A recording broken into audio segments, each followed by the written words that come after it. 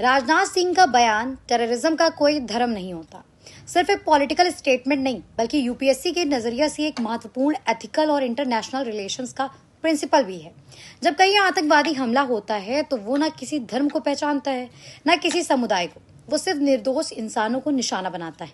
और यही रीजन है कि गवर्नेंस और एथिक्स के पर्सपेक्टिव से टेररिज्म को किसी धर्म से जोड़ना एक गलत जनरलाइजेशन माना जाता है। यूपीएससी में जीएस पेपर 4 यानी एथिक्स हमें ये सिखाता है कि हमें प्रेजुडाइस और बायस से ऊपर उठकर थोड़ा सोचना चाहिए।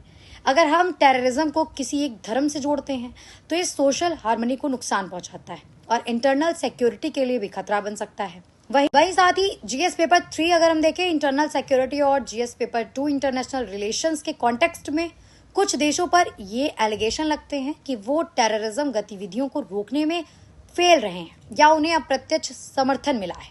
जैसे पाकिस्तान को लेकर भारत ने कई मंचों पर अपनी चिंता जताई है। यहाँ ध्यान देने वाली बात यह है कि यह आलोचना किसी धर्म की नहीं बल्कि स्टेट पॉलिसीज और इंस्टीट्यूशनल एक्शंस की होती है।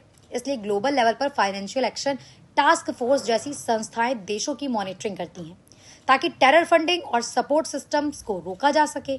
निष्कर्ष एकदम साफ है कि धर्म और आतंकवाद को अलग अलग समझना ही रिस्पॉन्सिबल सिटीजन और फ्यूचर सिविल सर्वेंट की पहचान है। असली लड़ाई धर्मों के बीच नहीं बल्कि इंसानियत और हिंसा के बीच है और यही सोच यूपीएससी हमें डेवलप करने के लिए प्रेरित करता है। बैलेंस्ड, रेशनल और अनबायस्ड पर्सपेक्टिव। याद रखिए, टेररिज्म का कोई धर्म नहीं होता। तो अगर आप भी यूपीएससी एस्पिरेंट हैं तो इस चैनल को जरूर फॉलो करिए